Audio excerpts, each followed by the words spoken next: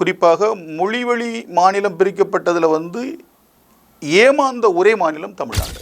கருணாநிதியை சென்றாளன்னு தான் சொல்லிட்டு இருக்கிறேன். ஏன் வெளியேறுன்னு சொல்லிட்டு வந்த இந்த கொள்ளையர்கள் தான் இன்றைக்கு கொடுங்கோல் ஆட்சியை நிகழ்த்திக்கிட்டு இருக்கிறாங்க. விட்டுருக்கிறோம் சாதி கடந்து மதம் கடந்து தமிழ் இனமாக ஓர்மை பெற வேண்டும் என்பதற்காக இங்கே தமிழ் தேசிய அரசியல் களத்தை நாங்கள் வலிமைப்படுத்தி கொண்டிருக்கிறோம்.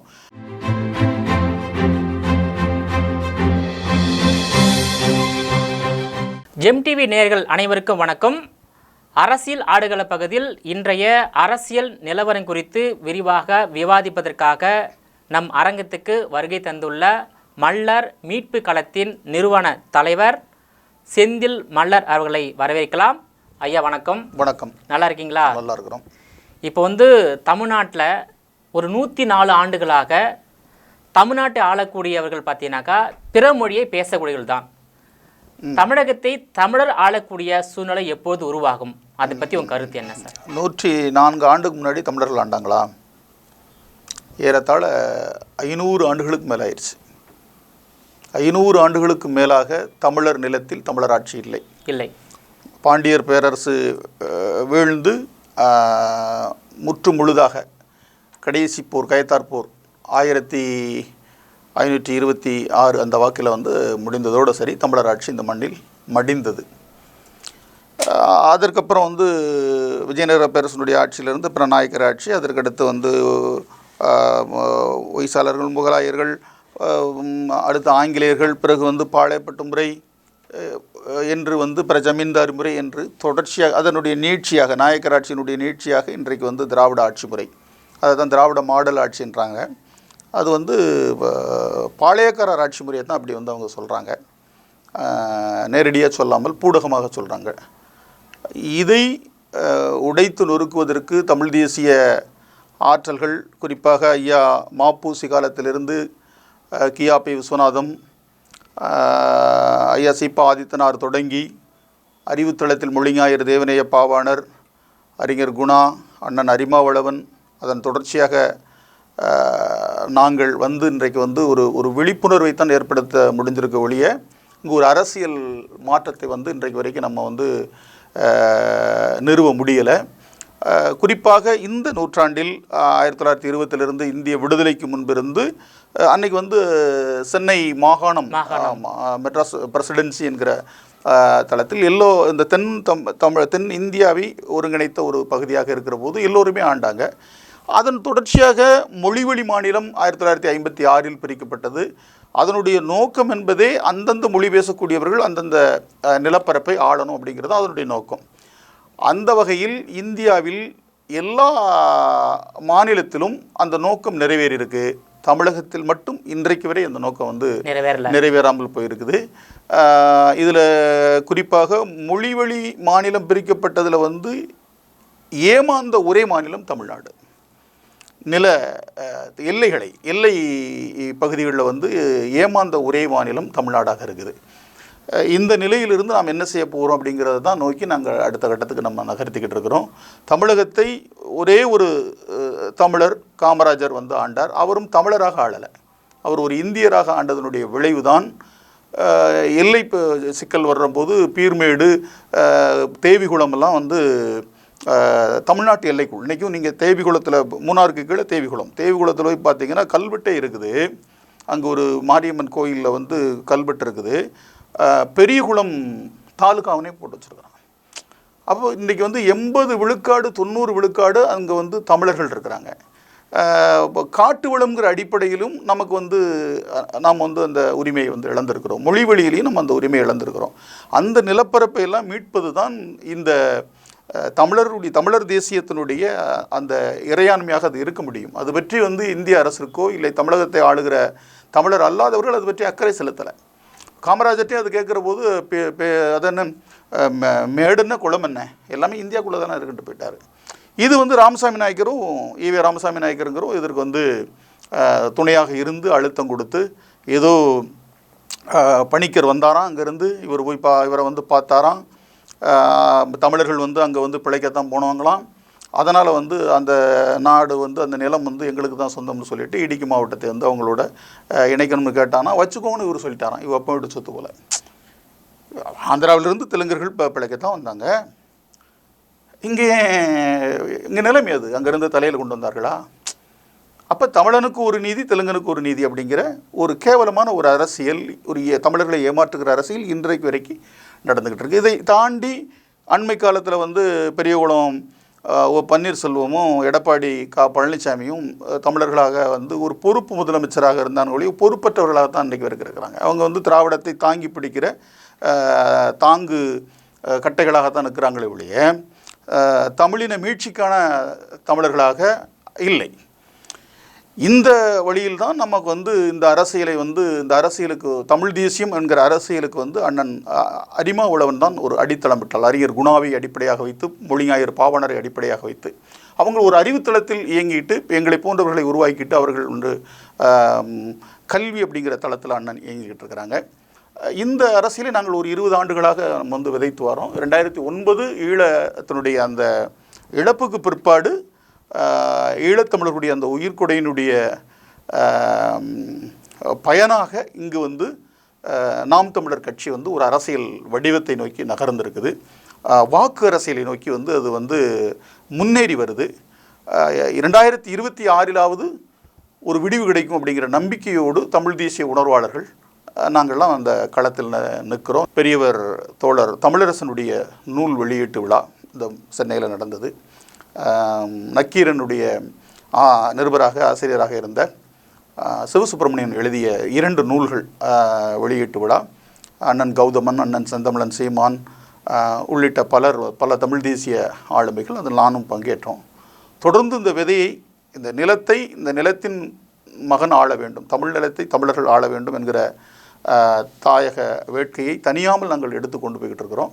இந்த அரசியல் வெற்றி பெறும், அதுதான் அறம் அப்படிங்கிற நம்பிக்கையோடு நாங்கள் வந்து வேலையை செஞ்சுட்டு இருக்கோம். இப்போது தமிழன் தமிழ்நாட்டை ஆள முடியாமல் போனதற்கான காரணம் வந்து நீங்கள் சொல்லியிருக்கீங்க. இப்போ நிறைய தமிழறிஞர்கள் இருந்தாங்கன்னு சொல்லியிருக்கீங்க. ஏன் அவங்கெல்லாம் தமிழ்நாட்டை ஆள முன் வரல? தமிழர் அல்லாத இப்போ வந்து தந்தை பெரியார், அண்ணா, கலைஞர், எம்ஜிஆர், ஜெயலலிதா, தற்போதுள்ள முதலமைச்சர்கள் எல்லாமே பிறமொழி பேசக்கூடியவங்க தான். இவங்க கிட்ட எப்படி ஆட்சியை தமிழ்நாட்டு மக்கள் ஒப்படைச்சாங்க? ஏன்னா இவங்க எல்லாமே வந்து தமிழ்நாட்டு மக்கள் வந்து ஓட்டு போட தேர்ந்தெடுத்தாங்க. இல்லை, ஒப்படைக்கிறது கிடையாது தம்பி. ஓட்டெல்லாம் யாரும் போடலை, அவர்கள் வாங்கினாங்க. அதாவது வந்து தமிழர்கள் அடிப்படை தமிழ் சமூகம், பெருந்தமிழ் சமூகங்கள் எல்லாம் வந்து கல்வி மறுக்கப்பட்டு, அது ஆரிய சூழ்ச்சியாலும் பல்வேறு அடுக்கடுக்கான போர்களாலும் கல்வி மறுக்கப்பட்டு, நில உரிமைகள் பறிக்கப்பட்டு, இங்கே வந்து பெருந்தமிழ் சமூகங்கள், குறிப்பாக வடதமிழ்நாட்டில் இருக்கக்கூடிய பறையர் சமூகம், வன்னியர் சமூகம், தென் தமிழகத்தில் இருக்கக்கூடிய மறவர் சமூகம், மல்லர் என்று சொல்லக்கூடிய தேவேந்திரகுல வேளாளர் சமூகம், நாடார் சமூகம், கோணார் சமூகம், கடலோரத்தில் இருக்கக்கூடிய மீனவர் சமூகம் போன்ற உடையார் சமூகம், முத்தரையர் சமூகம், இது போன்ற பெருந்தமிழ் சமூகங்கள் எல்லாம் அதிகாரத்தின் பக்கம் நகர முடியாமல் போனது என்பது அடிப்படையில் கல்வி மறுக்கப்பட்டது. அது ஆரிய சூழ்ச்சியால். இன்னும் சொல்லப்போனால் ஆங்கிலேயருடைய வருகை மட்டும் இங்கே இல்லை என்றால் இந்த மண்ணின் மக்களுடைய நிலை என்பது எண்ணி பார்க்கவே முடியாது, நினைத்து பார்க்க முடியாத அளவிற்கு பண்ணை அடிமைகளாக கொடுமைகளுக்கு ஆட்பட்டு நாம் வந்து மாண்டு மடிய வேண்டிய நிலை தான் வரும். அவர்கள் வந்துதான் கல்வியை கொடுத்து, விழிப்புணர்வை கொடுத்து, தொண்டு மனப்பான்மையை ஏற்படுத்தி இன்றைக்கு தமிழ் சமூகத்தை மீட்டெடுத்தது என்பது ஆங்கிலேயர்கள் தான் சொல்லணும். அதான் உண்மை, அதுதான் உண்மை.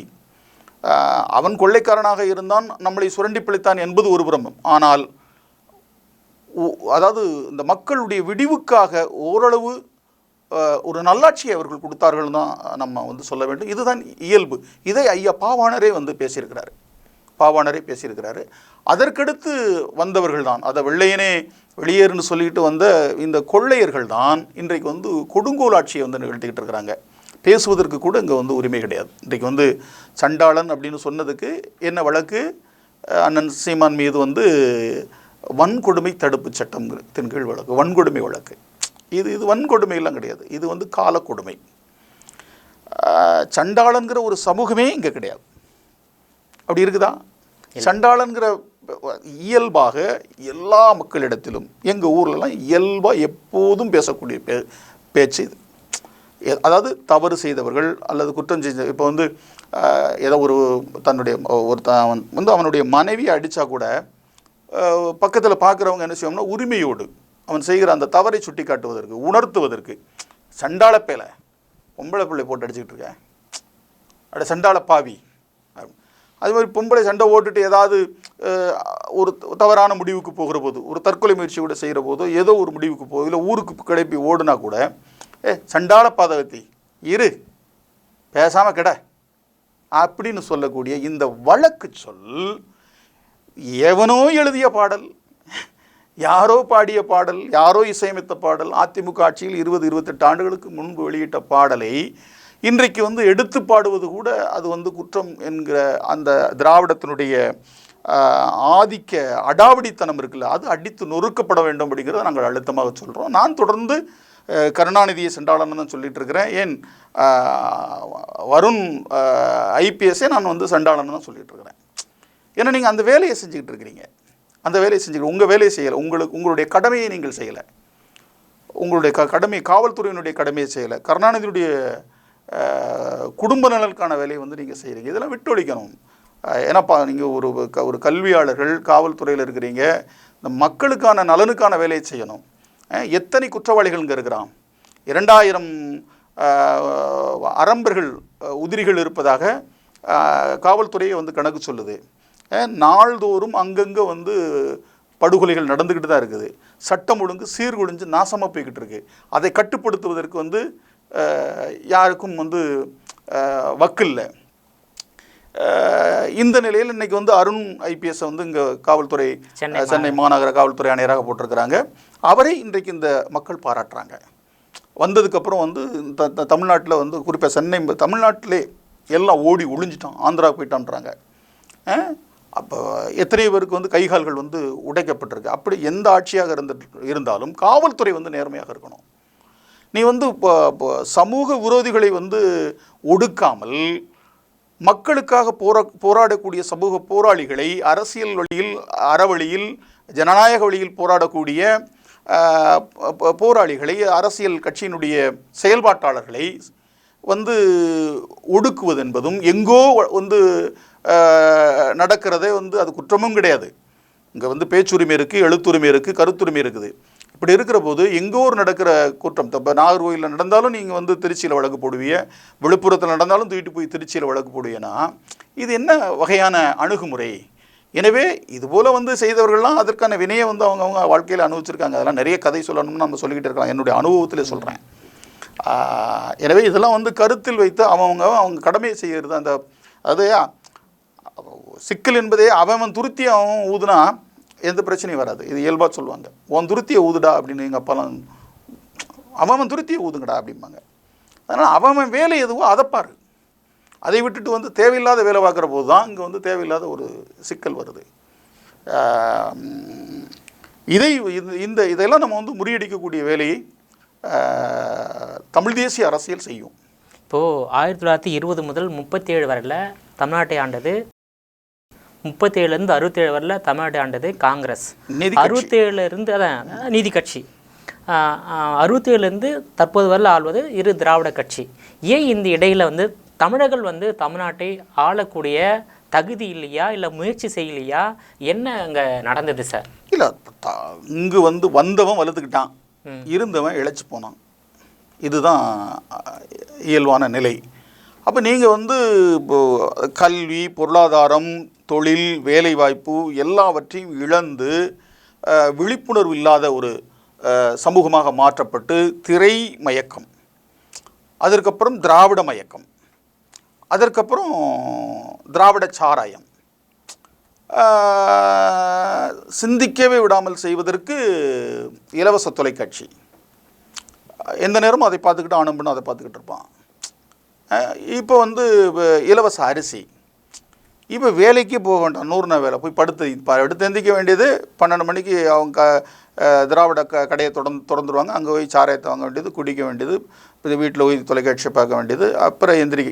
இது இப்படி உங்களுக்கு வந்து சிந்தனை திறனற்றவர்களாக தமிழர்கள் மாற்றப்பட்டிருக்கிறார்கள், முட்டாள்களாக ஆக்கப்பட்டிருக்கிறார்கள்.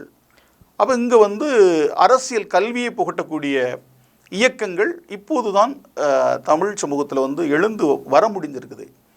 பல ஒடுக்குமுறைகளுக்கு மத்தியில் இப்போ இன்றைக்கி வந்து நிற்கிறோம் நாங்கள்லாம். இல்லை, நீதி கட்சி, காங்கிரஸ், இரு திராவிட கட்சிகளை ஆதரித்த தமிழ்நாட்டு மக்கள் ஏன் தமிழரை வந்து ஆதரிக்கவில்லை? அதுதான் தமிழ்நாட்டு மக்கள் மீதான தவறை சிந்திக்க திறனற்றவர்களாக மாற்றி 2016ல் அதிமுக வந்து வெற்றி பெற்றது, ஜெயலலிதா தலைமையிலான அதிமுக. அதே அதிமுகவில் 2021ல் எடப்பாடி பழனிசாமியை ஏன் தமிழ்நாட்டு மக்கள் ஆதரிக்கல? அது யாருமே தப்பு இருக்கின்றது. இல்லை அது இல்லை, அது இப்போ அதான் சொல்லல, இவர்கள் யாருமே தமிழர்களுக்கானவர்களாக இல்லை, அவங்களாம் திராவிடம் சார்ந்து வந்தவங்க. அது ஒரு ஆட்சியே, அது நல்ல ஆட்சி கிடையாது, அது ஒரு கேடுகட்ட ஆட்சி. எந்த ஆட்சியாக இருந்தாலும் அதில் தமிழர்கள்னு பேருக்கு இருந்தால் கூட அவன் தமிழர்களாக இருக்க மாட்டாங்க. எடப்பாடி பழனிசாமி தமிழர் கிடையாது சொல்லலாம். இல்லை, தமிழர்களாக அவர்கள் இருக்க முடியாது. அதாவது தமிழர்கள்னா தமிழ் நிலத்தில் தமிழருடைய தன்னாட்சியை நிறுவக்கூடிய ஆளுமைகள் இவர்கள் கிடையாது, அந்த சிந்தனை கிடையாது. அது அந்த ஜெயலலிதா கருணாநிதியோடு சேர்ந்து பன்றிகளோடு சேர்ந்து வளர்ந்த பசுக்கன்றுகள், அது விளங்காது.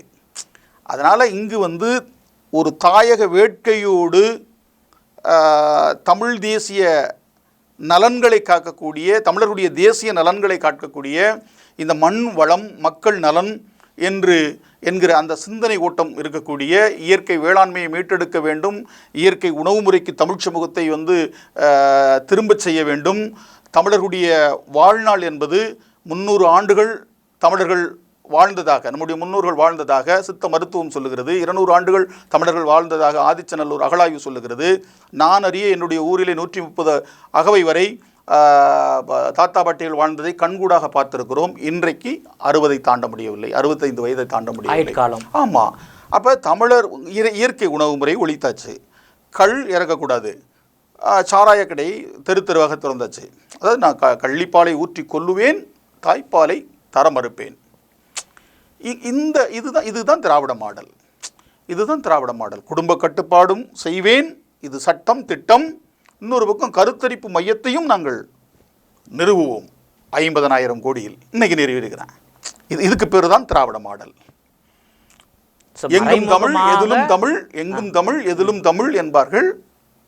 கடைசிக்கு வீட்டிலேயே அவனுக்கு தமிழ் பேச தெரியாமல் போச்சு. அந்த துரோகத்துக்கு, இப்படி ஏமாத்தினதுக்கு, இந்த தமிழ் இனத்தை ஏமாற்றுவதற்கு எங்கும் தமிழ் எதிலும் தமிழ் சொல்லிட்டு எல்லாமே இங்கே தமிழ் கிடையாது, தமிழை ஒழித்து விட்டார்கள். அதனுடைய விளைவாகத்தான் இன்றைக்கி வந்து அவங்க இப்போ எழுதி வச்சு படிக்க தெரியல, பேச தெரியல, எழுத தெரியல, வாசிக்க தெரியல. யாருக்கு? முதலமைச்சர் மு க ஸ்டாலினுக்கும் அவருடைய மகன் உதயநிதி ஸ்டாலினுக்கும். ஆனால் அப்படி இருந்தும் இது அமைச்சராக வந்திருக்காங்க, அமைச்சராக வந்திருக்காங்க இல்லையா? வரவைத்தது யாரு? தமிழ்நாட்டு மக்கள் தானே. தவறு வந்து அவன் கருணாநிதி குடும்பத்திலிருந்து தொடங்குது. வர வைக்கல யாரும். நாம ஓட்டு போடாம அவங்க புறக்கணிச்சா ஓட்டு விலைக்கு வாங்கப்பட்டது. எவன் போட்டான்? ஓட்டு எவனும் போடல. ஒரு தமிழரை ஓட்டு எவனும் போடலை. உங்களுக்கு பாட்டில் உடைச்சு ஊத்தியாச்சுன்னா உங்களுக்கு மூளை குழம்பி போயிடும். அவ்வளவுதான். பணத்தை கொடுத்தாச்சுன்னா மயங்கிரி 250 ரூபா தம்பி ஒரு ஓட்டுக்கு, அவ்வளவுதான். இது விலை கொடுத்து வாங்கப்பட்டது. நான் சொல்றேன், இன்னைக்கு வந்து 30 லட்சத்திற்கும் மேலான வாக்குகளை நாம் தமிழர் கட்சி 1 ரூபாய் கொடுக்காமல், பெரிய பரப்புரை கூட செய்ய முடியாமல், உணர்வின் அடிப்படையில், கொள்கை அடிப்படையில் வாங்கின வாக்குகள் தான். அதுதான் ஜனநாயகம். நீங்கள் பணத்தை கொடுத்து, பரிசு பொருளை கொடுத்து, சாராயத்தை கொடுத்து, பிரியாணியை கொடுத்து வாங்குகிற ஓட்டு வந்து அதற்கு பேர், அதாவது அவ்வாறு செய்கிறவர்களை நாம் வந்து நாகரிகமாக தாசி மக்கள்னு சொல்லலாம். இப்போ நிறைய பட்டங்கள் வச்சுக்கிறாங்கல்ல இந்த அரசியல் கட்சிக்காரர்கள், அதாவது திராவிட அரசியல் கட்சிக்காரர்கள், இந்திய தேசியம் பேசக்கூடிய அரசியல் கட்சிக்காரர்கள், அதிமுகவாக இருக்கட்டும், திமுகவாக இருக்கட்டும், காங்கிரஸாக இருக்கட்டும், பிஜேபியாக இருக்கட்டும், பணம் கொடுத்து ஓட்டு வாங்குறாங்கல்ல, அவர்களுக்கு பட்டங்கள், அந்த தலைவர்கள் நிறைய பட்டங்கள்லாம் இருக்கும், ஒவ்வொருத்தருக்கும் பார்த்துருப்பீங்க. அவங்களுக்கு எல்லோருக்கும் ஒரே பட்டம், தாசி மக்கள். நீ வந்து ஜனநாயகத்தை படுகொலை செய்கிறார்கள். அப்போ ஜனநாயகத்தை நீங்கள் படுகொலை செய்கிற போது இங்கே என்ன வெடிக்கும்? புரட்சி வெடிக்கும். புரட்சி வெடிக்கும். ஈழத்தில் வெடித்ததா? இலங்கையில் இன்னைக்கு வந்து ராஜபக்சேனுடைய அட்டூழியம் வந்து முடிவுக்கு கொண்டு வரப்பட்டதா? சொந்த மக்களை விரட்டி அடிச்சானா? கொஞ்ச தூரத்திலிருந்து உலங்கூர்தியில் ஏறுவதற்கு ஓடுனையா? பார்த்தோமா அந்த காட்சியெல்லாம்? அது இங்கே நடக்கும். அது எந்த அரசியல் கட்சிக்காரனாக இருந்தாலும் சரி. இப்போது 2023 நீங்கள் பார்த்துருப்பீங்க, விழுப்புரம் மாவட்டம், செங்கல்பட்டு மாவட்டத்தில் 25 பேர் விஷசாராயம் குடித்து மரணம் அடைஞ்சாங்க. அதே ஒரு வருஷம் கழித்து 2024 கள்ளக்குறிச்சியில் 70 பேர் வந்து விஷசாராயம் குடித்து மரணம் அடைஞ்சாங்க. இந்த இரண்டுக்கும் இடைப்பட்ட ஒரு மாவட்டத்தில், விழுப்புரம் மாவட்டத்தில் இடைத்தேர்தல் நடந்தது. ஜூன் மாதம் 70 பேர் மரணம். ஜூலை மாதம் நடந்த இடைத்தேர்தலில் திமுக அமோக வெற்றி பெறுது. அப்போ வந்து தமிழ்நாட்டு மக்கள் வந்து முட்டாளர்களாக்கப்பட்டிருக்கிறாங்க. என்ன சொல்ல முடியும்? அந்த இடைத்தேர்தலில் தமிழ்நாட்டு மக்கள் அந்த தொகுதி மக்கள் தக்க பாடத்தை திமுக அதாவது கொடுத்திருந்தால் அவங்க வந்து கொடுக்க முடியாது. உங்களுக்கு வந்து கொடுக்கறது என்பது நீங்கள் வந்து நீங்களாக இருந்தால் தான் நீங்கள் கொடுப்பிய. உங்களுக்குள்ள தான் கருணாநிதியை உள்ள விட்டுறாங்கல்ல. தொடர்ச்சியான மாவட்டம் நடைபெற்ற கூடு விட்டு கூடு வாஞ்சு கருணாநிதி வந்து உள்ள வாஞ்சிடார்ல. அப்புறம் எப்படி நீங்கள் வந்து தீர்ப்பு கொடுப்பீங்க? வாய்ப்பே இல்லை. அரசியல் புரட்சி மட்டும்தான் இங்கே தீர்வு. அந்த அரசியல் புரட்சியை தமிழர்கள் இளைஞர்கள்ட்ட அந்த கல்வியை கொடுக்குறோம். இளைஞர்களே அந்த கல்வியை கொடுக்குறோம். இளைஞர்கிட்ட அந்த கல்வியை நாங்கள் கொடுத்துக்கிட்டு இருக்கிறோம். அதுக்கு தான் பெரியவர் தோழர் தமிழரசனை வந்து நாங்கள் தாங்கி பிடிக்கிறோம். புலவர் ஐயா கலியபெருமாளை நாங்கள் தாங்கி பிடிக்கிறோம். ஐயா மொழிஞாயிறு தேவனையா பாவாணரை நாங்கள் தாங்கி பிடிக்கிறோம். இப்படி தமிழ் தேசியத்திற்காக தமிழுக்கு தொண்டாற்றிய தமிழ் தேசிய ஆளுமைகளை, அறிவாளிகளை எடுத்து கொண்டு போய் இன்றைக்கி வந்து மக்கள்கிட்ட, இளைஞர்கள்ட்ட நாங்கள் வந்து கொடுத்துக்கிட்டு இருக்கிறோம். சாதி கடந்து மதம் கடந்து தமிழ் இனமாக ஓர்மை பெற வேண்டும் என்பதற்காக இங்கே தமிழ் தேசிய அரசியல் களத்தை நாங்கள் வலிமைப்படுத்தி கொண்டிருக்கிறோம். 26 திராவிட அந்த திராவிட ஆட்சிக்கு திராவிட சித்தாந்தம் கிடையாது, அது ஒரு பித்தலாட்டம். திராவிட பித்தலாட்டத்திற்கு முடிவு எட்டுகிற அந்த திராவிட மாடல் ஆட்சிக்கு வந்து என்ன சொல்றதுன்னா கல்லறை கட்டுகிற தமிழ் தேசிய அரசியலுக்கு வந்து அடிக்கல் நாட்டுகிற தேர்தலாக அந்த களம் அமையும். அதை நோக்கி தமிழ் சமூகத்தை, தமிழ் தேசிய உணர்வாளர்களை, அடுத்த தலைமுறை தமிழ் பிள்ளைகளை நாங்கள் வந்து அதற்கு அணியமாக்கி கொண்டிருக்கிறோம். இப்போ 2026 தமிழர் தான் தமிழ்நாட்டை ஆளுவார் அப்படின்ற மனநிலைக்கு வந்திருக்கீங்க. அதுக்கான கட்டாயம் இலக்கு. இது 100 ஆண்டு கால பயணம். இந்த தலைமுறையில் நாம் அறியது ஒரு 100 ஆண்டு கால பயணம். யார் தலைமையிலான அந்த ஆட்சி அமையும்? தமிழர்னா யாரு இருப்பாங்க? நாம் தமிழர் எல்லோரும் தமிழ் தேசிய குழுக்களை எல்லாம் ஒருங்கிணைக்கிற முயற்சியில் இருக்கிறோம். தமிழ் தேசியம் பெறக்கூடிய அந்த ஒட்டுமொத்த யார் வலிமையானவர்களோ, யார் வலிமையானவர்களோ நீங்க வந்து கட்டமைப்பு வந்து இல்லை, அதுதான் இப்போ நாங்கள் தொடர்ந்து இயங்கிக்கிட்டு இருக்கிறோம். எல்லா தலைமைகளோடும் பேசிக்கிட்டு இருக்கிறோம். அண்ணன் தமிழக வாழ்முறை கட்சியினுடைய தலைவர் அண்ணன் வேல்முருகனோடு நாங்கள் பேசிக்கிட்டு இருக்கிறோம். அண்ணன் பச்சை தமிழக கட்சியினுடைய தலைவர் அண்ணன் சுப உதயகுமாரோடு பேசிக்கிட்டு இருக்கிறோம். கௌதம் அண்ணனோடு பேசிக்கிட்டு இருக்கிறோம். சீமா அண்ணனோடு பேசிக்கிட்டு இருக்கிறோம். அவர் களத்தில் வந்து முன்னேறி சென்றுக்கிட்டு இருக்கிறாரு. எல்லா தமிழ் தேசிய ஆளுமைகளும் ஓர் அணியாக திரள வேண்டும் என்பதுதான். அதாவது சிறு சிறு புள்ளிகளில் இருக்கக்கூடிய கருத்து வேறுபாடுகள், அரசியல் முரண்பாடுகள், இவைகளை கடந்து நாம் வந்து ஒரு வலிமையான ஆற்றலாக உருவெடுக்க வேண்டிய ஒரு காலத்தின் தேவையாக இருப்பதால் இதை உலகத் தமிழர்களும் ஈழத்தமிழர்களும் இங்குள்ள தமிழ் தேசிய உணர்வாளர்களும் இதைத்தான் விரும்புகிறார்கள். அதை நோக்கி வந்து நாங்கள் வந்து நகர்த்திக்கிட்டு இருக்கிறோம். 26 அதற்கான அதை வெளிப்படுத்துகிற முகமாக அந்த தேர்தல் வந்து தமிழ் தேசியத்திற்கு வெற்றியை தருகிற தேர்தலாக அது வந்து அமையும். இப்போ நாம் தமிழ் கட்சி வந்து ஒவ்வொரு தேர்தல் வந்து வாக்கு சதவீதம் வந்து அதிகரித்து வருகிறது. கட்சி வந்து வெற்றியை நோக்கி தான் போயிட்டு இருக்கு. ஆனால் இதுவரையில எந்த தேர்தலையும் சட்டமன்ற உறுப்பினரையோ நாடாளுமன்ற உறுப்பினரையோ பெறாத நிலையில 2026 அந்த 234 தொகுதியில் வந்து 117 தொகுதியை கைப்பற்றி ஆட்சி அமைப்பதற்கான வாய்ப்பு இருப்பதா நம்புறீங்களா? நம்புறோங்கிறது இல்லை, அது நடந்தே தீரும். அதை நோக்கி, அதாவது பாவாணர் சொன்னது வந்து நடப்பது ஆரியர் ஆட்சி, நடந்தது ஆரியர் ஆட்சி, நடப்பது திராவிடர் ஆட்சி, நடக்கவிருப்பது தமிழர் ஆட்சின்னு சொன்னார். அப்போ தமிழர் ஆட்சி நடக்கவிருக்குது. இது வந்து காலச்சக்கரத்தினுடைய சுழற்சி. எத்தனையோ சாம்ராஜ்யங்கள் சரிந்து மண்ணோடு மண்ணாக போன வரலாற்றை நாம் பார்க்க முடியும். இங்கே வந்து ஜமீன்தார்கள் என்று சொல்லக்கூடியவர்களுடைய நிலை, அவர்கள் கோலோச்சிய அந்த அரண்மனைகள் இன்றைக்கு கட்டம் மண்ணும் குட்டிச்சோராக கிடக்கிறத நம்ம கண் முன்னாடி நம்ம பார்க்குறோம். அந்த ஜமீன்தார்களுடைய வாரிசுகள்லாம் வந்து நினைவு கோட்டைக்கு வெளியில் உட்கார்ந்து 5 ரூபாய்க்கு குறி சொல்லிக்கிட்டு இருக்கிறாங்க. இதையெல்லாம் நம்ம கண்கூடாக பார்க்குறோம். எனவே வந்து திராவிடம் என்பது பொய்யானது, போலியானது, அது ஒரு பித்தலாட்டம், அது சமூக நீதிக்கு எதிரானது, தமிழ் தேசிய அரசியலுக்கு எதிரானது. அது வந்து இந்த நிலத்தில் அகற்றப்படணும், அது ஒழிக்கப்படணும். அதை நோக்கித்தான் நாங்கள் வந்து திராவிட ஒழிப்பு மாநாட்டை இந்த மண்ணில் நடத்தணும். திராவிடத்தை தொட்டு கூட பார்க்க முடியாதுன்னு மு.க. ஸ்டாலின் சொன்ன இதே காலகட்டத்தில் சென்னையில் அதை வந்து எங்களை தடுத்தாங்க. நாங்கள் உயர்நீதிமன்றத்தில் அனுமதியை வாங்கிட்டு போய் மதுரை அன்னைக்கு மழைக்காலமாக இருக்கிறதுனால இங்கே நடத்த முடியல, இடம் கிடைக்கல, பல்வேறு நெருக்கடிகள். திராவிட ஒழிப்பு மாநாட்டை மதுரை மண்ணிலே நடத்தி காட்டினாங்க. ஏறத்தாழ 130 சுவர் விளம்பரங்களை வந்து தென் தமிழகத்தில் நாங்கள் எழுதி மக்கள் மனதில் இது ஒழிக்கப்பட வேண்டியது அப்படிங்கிறத வந்து பதிவு செய்தோம்.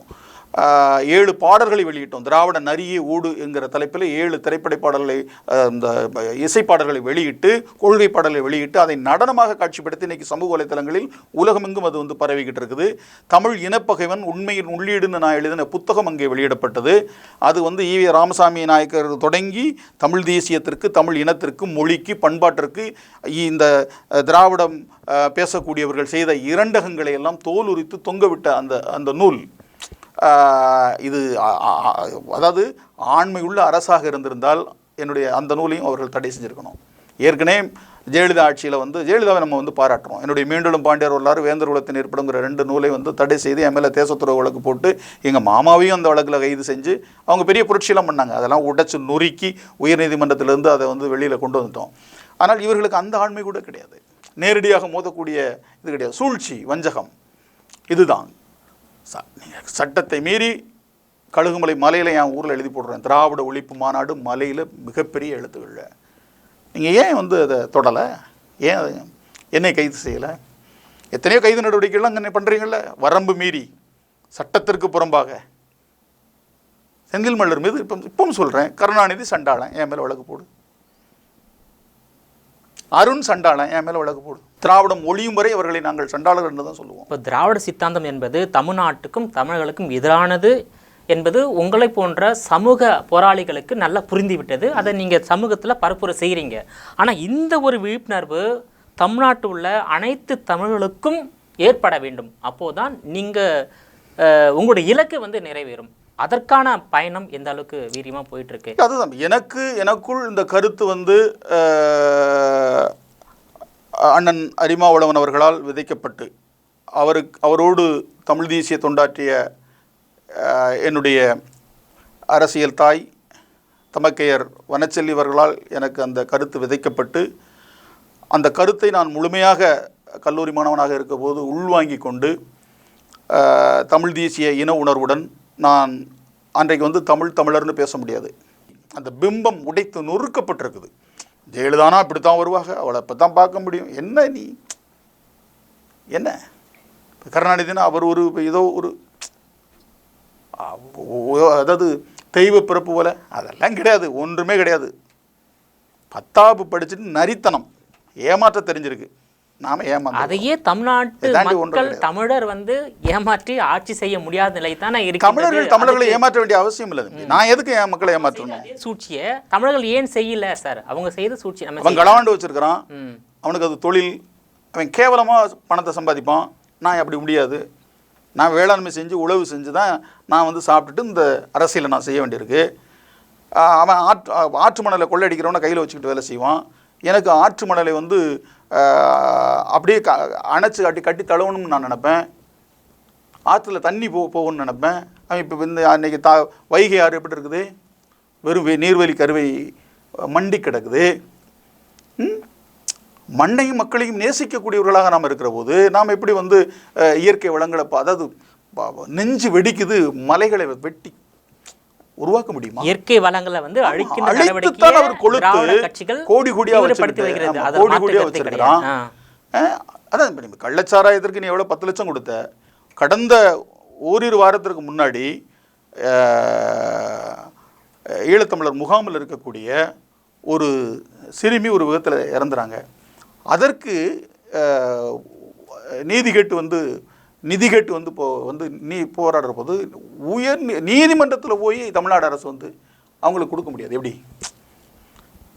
அப்போ ஒரு இந்த மண்ணை இந்த மண்ணோடு உறவுடைய, இந்த மொழியோடு உறவுடைய ஈழத்தமிழ் உறவுகள், அவர்கள் ஈழத்திலையும் பிறக்கலை, இங்கிருந்து போய் அங்கே திரும்ப இங்கே வந்திருக்காங்க. அதான் அவங்க தான் இங்கே முகாம்களில் இருக்கக்கூடியவர்கள்லாம் பெரும்பாலானவர்கள். அவர்களுக்கு கூட நீ வந்து ஒரு குழந்தை இறந்ததுக்கு வந்து நீ வந்து நீதிமன்றம் போகிற, நிதி கேட்டதுக்கு, இழப்பீடு கேட்டதுக்கு எவ்வளோ பெரிய வன்மம் இந்த இனத்தின் மீது! இதெல்லாம் தமிழ் சமூகம் வந்து பார்த்துட்டு தான் இருக்குது. எனவே வந்து இதற்கு முடிவு கட்டக்கூடிய காலம் விரைவில் வரும். 2026 அரசியல் மாற்றம், ஆட்சி மாற்றம், அடிப்படை அரசியல் மாற்றம், ஒரு ஆட்சி அமையும் என்ற நம்பிக்கையோடு நீங்கள் சொல்லியிருக்கீங்க. உங்களுடைய பொன்னான நேரத்தை ஒதுக்கி பல்வேறு தகவலை ஜெம் டிவி நேயர்களுக்காக பகிர்ந்து கொண்டமைக்கு ரொம்ப நன்றி சார். நன்றி. உலகை ஆண்ட தமிழினம் மீண்டும் உலகை ஆள வேண்டும்.